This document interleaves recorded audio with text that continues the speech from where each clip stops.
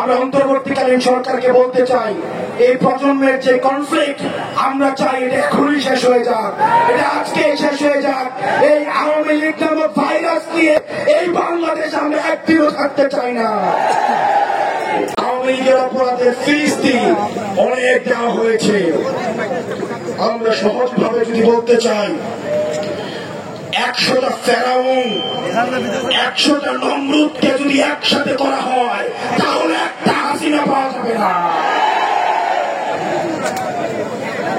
আমরা স্পষ্ট ভাষায় বলতে চাই, এদেশের রাজনীতিবিদ যারা রয়েছেন, ফেসিবাদ বিরোধী রাজনীতিবিদ যারা রয়েছেন, আপনাদের প্রতি আমাদের সম্মান রয়েছে, শ্রদ্ধা রয়েছে। আপনাদের প্রতি আপনাদের দীর্ঘ 1.5 দশকের লড়াই সংগ্রামকে আমরা শ্রদ্ধা জানাই।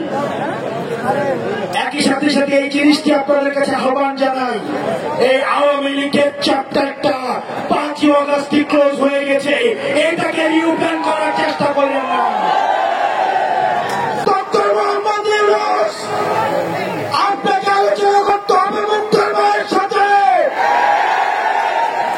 আপনাকে আলোচনা করতে হবে স্নিগ্ধর মায়ের সাথে, আপনাকে আলোচনা করতে হবে ওয়াসিমের মায়ের সাথে, আপনাকে আলোচনা করতে হবে আবুসাইদের বাবার সাথে, আপনাকে আলোচনা করতে হবে যাকে রাজনৈতিক কারণে উঠিয়ে নিয়ে গিয়েছে ইলিয়াসের স্ত্রীর সাথে।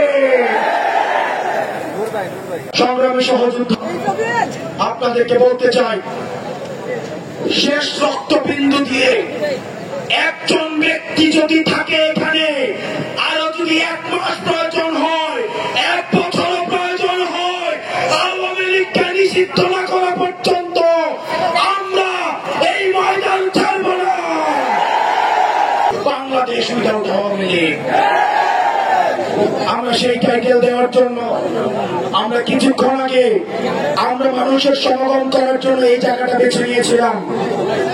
আমরা এখন এই জায়গা থেকে আমরা এখন রাস্তা ব্লকেট করব। ইন্টারিমের